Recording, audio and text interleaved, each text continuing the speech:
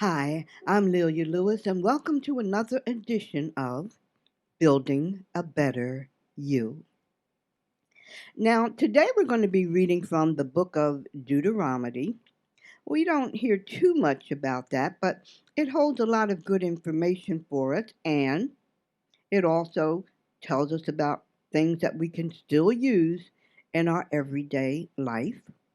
And it also is going to tell us about trusting in God, which is what we've been speaking about, unshakable faith, and so forth. So today we're going to be reading from Deuteronomy. We're going to cover three different chapters, parts of three different chapters, chapter 5, 6, and 8.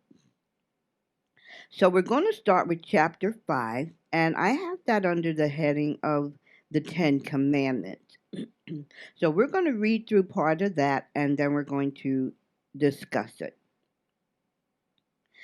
Chapter 5 of Deuteronomy, verse 1.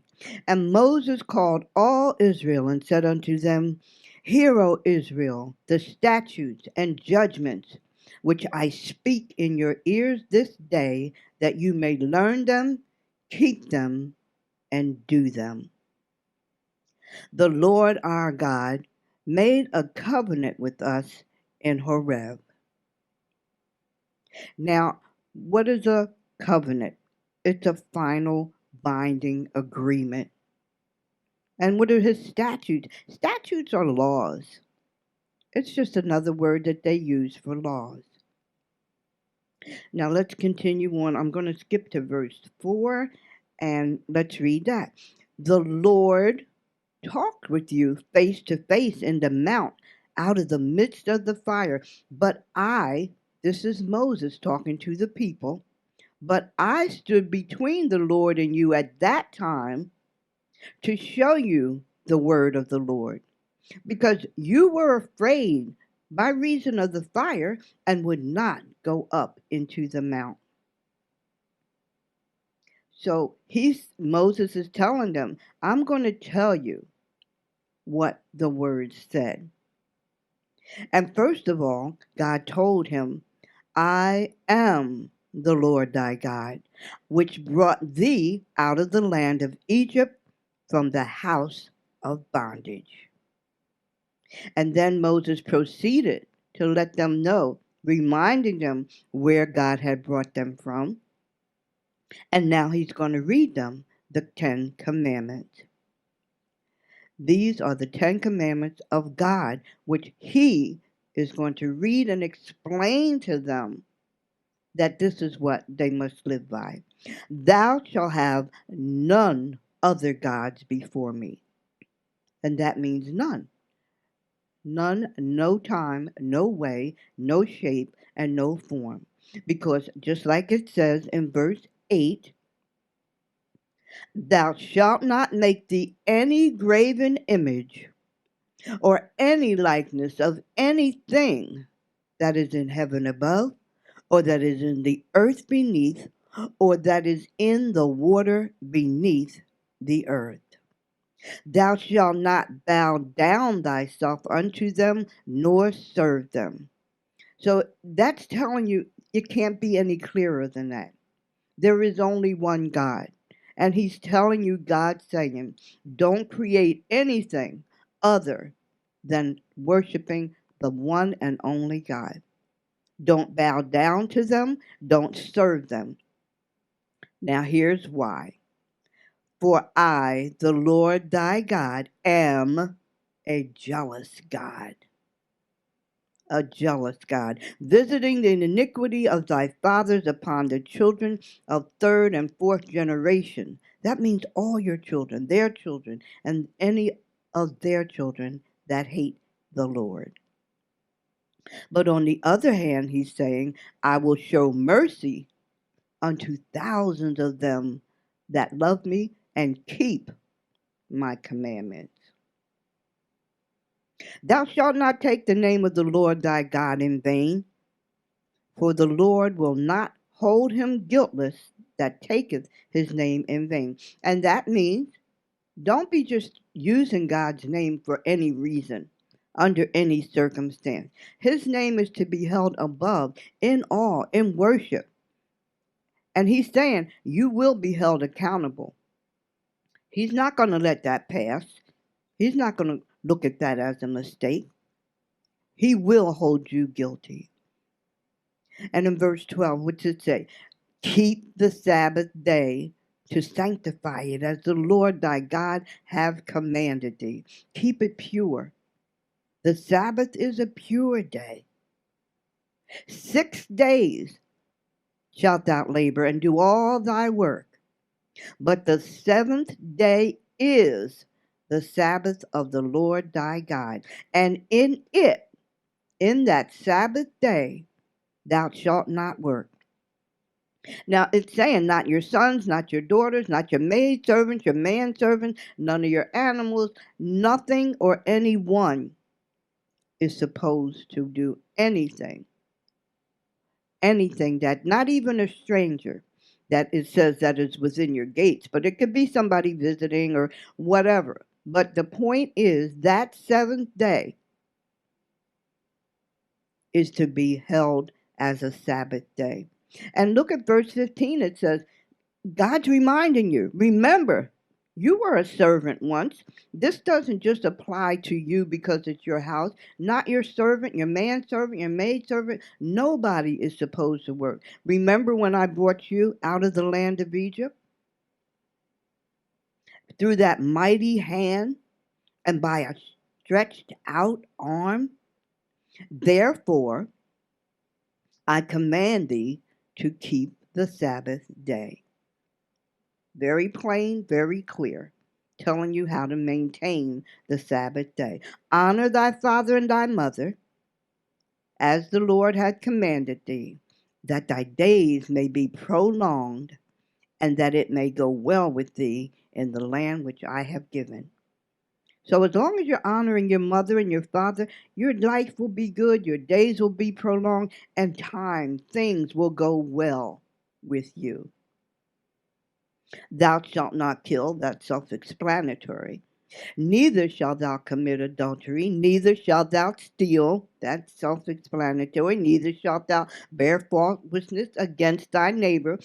Now you know. That means don't be going around spreading rumors about your neighbor. If you don't like them, don't try to say things about them that other people won't like them as well. That's bearing false witness. You see that every day. You hear it on the news every day. They're always making up stuff about somebody, talking about somebody. You see it all the time. Neither shalt thou desire thy neighbor's wife, nor shalt thou covet. And that means to desire anything that is thy neighbor's. Doesn't matter what it is. Anything in their house, their field, anything. Don't be jealous. Coveting means to be jealous, to want something that somebody else has. Anything that is thy neighbor's. These words the Lord spake unto all your assembly in the mount in the midst of the fire. And he did it in a great voice. And he wrote them in 2 tables of stone and delivered them unto me, unto Moses. And that's how Moses came to tell them the 10 Commandments, read them to them, and actually tell them the purpose of them. So there would be no misunderstanding. You can't say, oh, I didn't know what that meant. You know what it means to be coveted. You know what it means to be jealous. You know what it means to talk about somebody behind their back, make up things about them. It's all explained right here. That's why you have to read the word continuously. Because you can apply everything we read here that happened thousands of years ago, it can apply to us today. So after Moses had read the 10 Commandments and explained it to them and told them what it meant, now that the people understood, they agreed. They agreed. And then God told Moses, let's go to verse 30. God told Moses, but as for you, meaning Moses, stand there here with me. Now he told Moses to tell them to go to their tents. It was over. Go to their tents. But he told Moses, as for you, you stay here with me, and I will speak unto thee all the commandments and the statutes and the judgments which you, meaning Moses, shall teach them, that they may do them in the land which I give them to possess. So now Moses is separate from the people. They've all gone to their tents, but God's given him the last final words on his instruction. Now let's go to chapter 6. And this part is under, I put it under, the love of the Lord thy God. Now let's go to chapter 6 and start there. We're going to read verse 1 through 6, and we're going to talk about that for a little bit. Now, these are the commandments, the statutes, and the judgments which the Lord your God commanded you to teach, that you might do them in the land whither you go to possess it, that thou might fear the Lord thy God, keep all his statutes and his commandments, which I command thee. And that means thy sons, thy daughters, all the days of thy life, that they may be prolonged. So that's simply saying, as long as you follow God's commandments, as long as you live by his word, it says fear the Lord. And we spoke about that. Hold him above everything and everybody. Keep his statutes and commandments. Now let's continue on. It says, hear, O Israel, observe it to do, that it may be well with thee, that ye may increase mightily, as God thy Father has promised. Hear, O Israel, the Lord our God is the Lord. There's only one Lord, one God. And these words which I command thee this day shall be in thy heart. So that's all it's saying. As long as you do this, know that there's only one God, no images. Nobody gets any of the worship, any of the praise, except our Lord and Savior. Now let's go to verse 12. Now verse 12, I picked that because this part tells you, don't forget where you came from. Beware, lest thou forget the Lord who brought you out of the land of Egypt, who brought you out of the house of bondage. Don't forget that. Thou shalt fear the Lord thy God and serve him, and shalt swear by his name. Ye shall not go after other gods, not the gods of people which are around you, for the Lord thy God is a jealous God. There it is again. Now it tells you what will happen. Lest the anger of the Lord thy God be kindled against you and destroy thee from the face of the earth. You shall not tempt the Lord your God as you tempted him in Massah. You did it once. Don't do it again. He's telling you he's a jealous God. You don't want to bring him to anger, because what does it say? He will destroy thee from the face of the earth. You shall diligently, and that means with all your heart, mind, and soul, diligently keep the commandments of the Lord your God, and his testimonies and his statutes, which he hath commanded thee. And thou shalt do that which is right and good in the sight of the Lord, that it may be well with thee, and that thou mayst goest in and possess the good land which the Lord swore unto our fathers, to cast out all thine enemies. God will cast out your enemies. When you follow his word, he sees you. He knows you're following from your heart. He will cast out your enemies as he has spoken. So that's all. It's kind of self explanatory, but the point is you can read it, you can see it, you can understand it, but the whole point is to do it. I don't want God mad at me because he can do stuff nobody else can do. I mean, good or bad, he can do it. Now, you may think you could do something or think you can make something work and try to manipulate people and things, but no matter what we try, it can always be superseded by God. And like it said in verse 18, if you do that which is good and right in the sight of the Lord, it will be well with thee. So, that being said, now we're going to go over to chapter 8. And I put that under the heading of God's mercies in the wilderness. Now again, these verses are going to tell us why did God even put them in the wilderness all that time? But it's also going to show his mercy even though they were in the wilderness. Now we're going to go quickly from verse 1 through 6 and talk about that for a couple minutes, and then we're going to proceed. All the commandments which I command thee this day shall ye observe to do, that ye may live and multiply, and go in and possess the land which the Lord sware unto your fathers.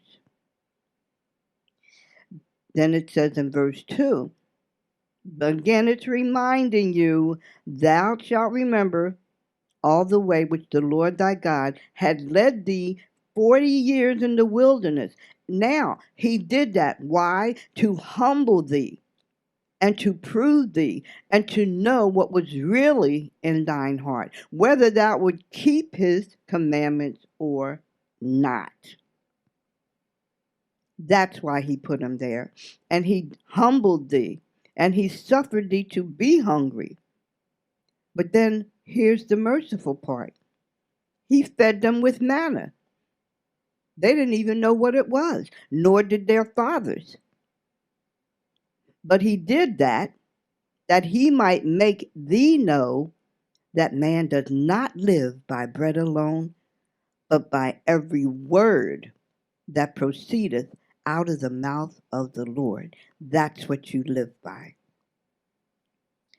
Thy raiment, meaning thy clothing, waxed not old upon thee, neither did thy foot swell for 40 years. Now let's stop right there. First of all, your clothes didn't get old, nothing got torn, your feet didn't swell, your sandals didn't break.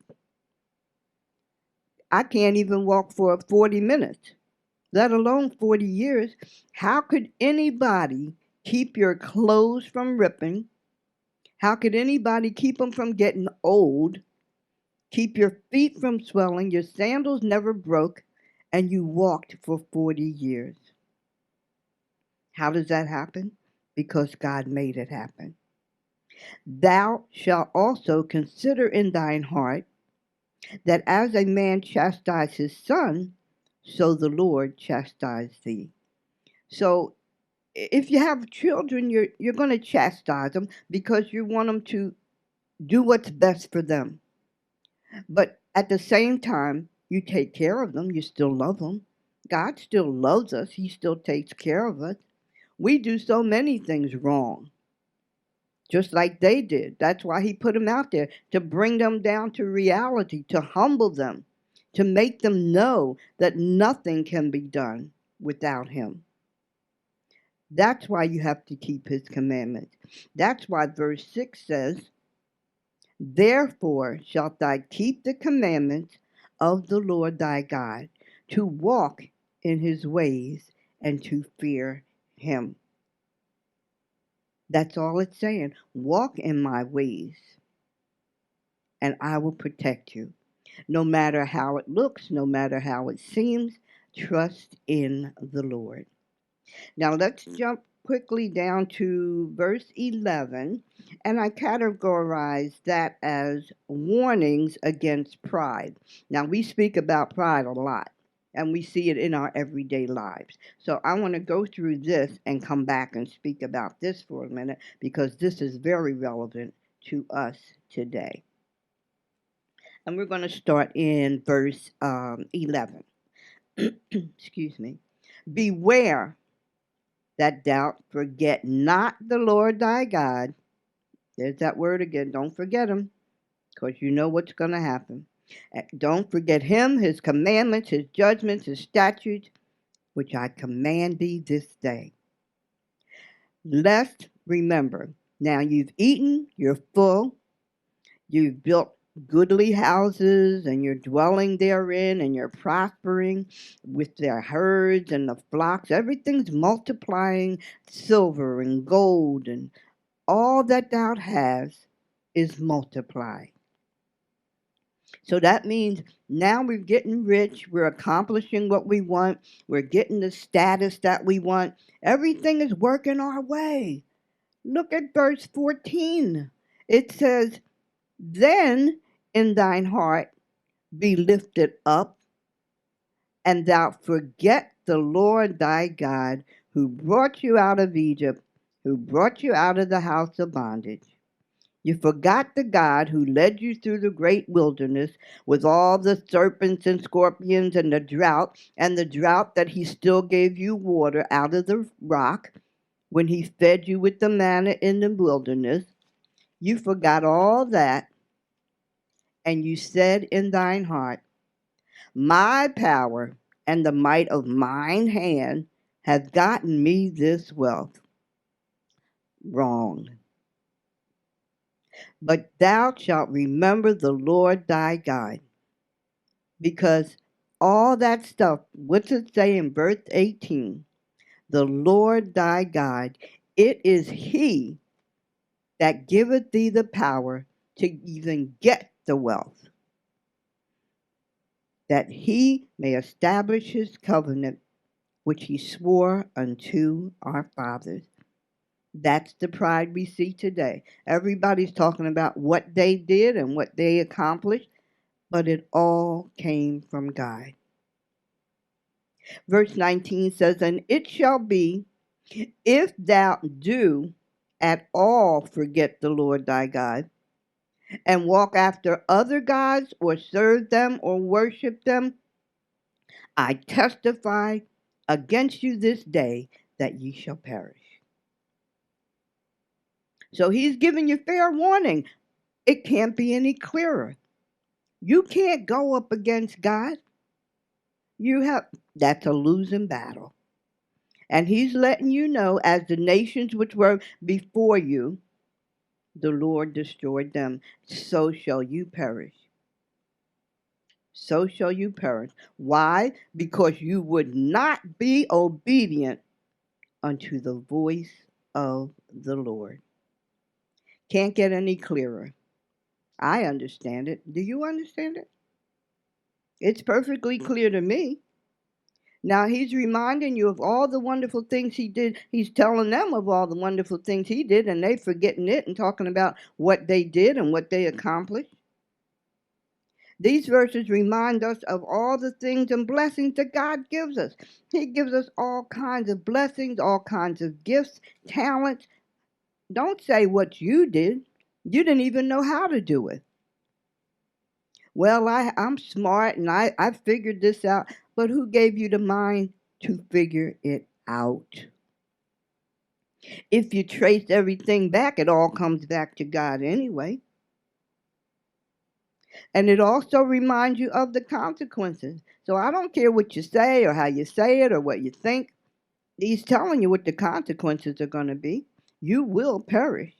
Maybe not this year, maybe not 5 years from now, but it's not going to be lasting forever. Nothing lasts forever but what God gives us, because He controls our length of time.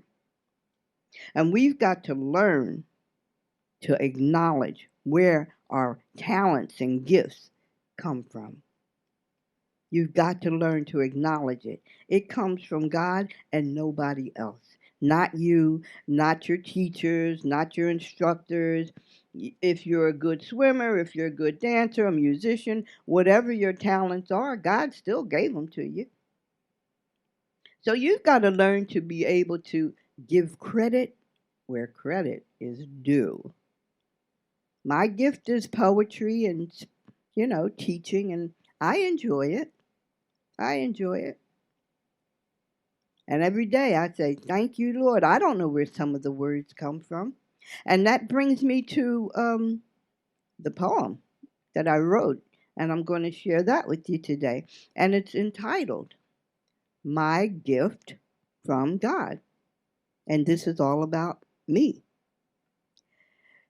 You fill my heart and mind with these words. What else could it be? It's a blessing and a gift sent directly from you to me. Sometimes the words just come to me as I lay there thinking of you, remembering all the wonderful things no one but you could do. Sometimes you come in and take over my mind, and the words just flow like a stream. I just lay here and watch as the words formulate. It's like watching yourself in a dream. Oh, I'm not complaining, don't get me wrong. I feel like a musician creating a song. Lord, I am so thankful that this gift is mine and I can share it with others at any given time. I love what I do. I thank the Lord every day for what He's given me. Took me a while to recognize, and maybe you've got talents and things that you don't even know you have yet. But my point is, if you have talent, if you have whatever gifts God's given you, acknowledge it. Let people know. I'm letting you know. Let people know what you've got, that it came from God. Read these chapters over to yourself. Put yourself in the place of back in the day. Look at all He did for Moses and the Israelites. They complained and grumbled the whole time, but even though God made it uncomfortable for them, He still took care of them. And the point is, you say, well, I don't know, I haven't been to church, or I haven't done this, and I haven't done that. Doesn't matter. Doesn't matter. God's not mad about that.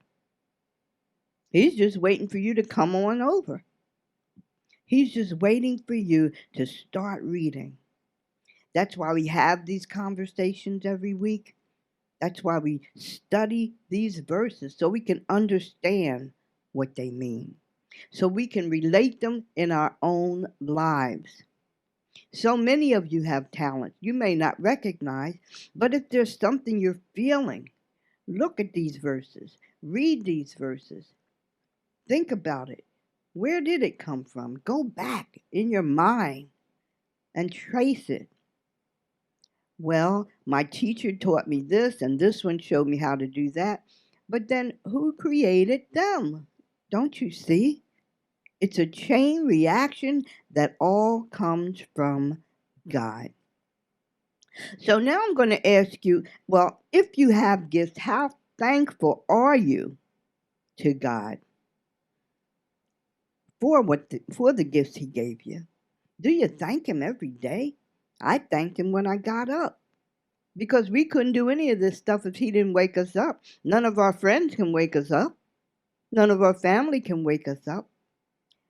You've got to learn to recognize every little thing, no matter how small, it's a gift from God. And my closing words to you today are, where you are today isn't where you've always been. God had to bring you from somewhere to get you here. think about it. And until next week, I'm Lelia Lewis. Thanks for joining me.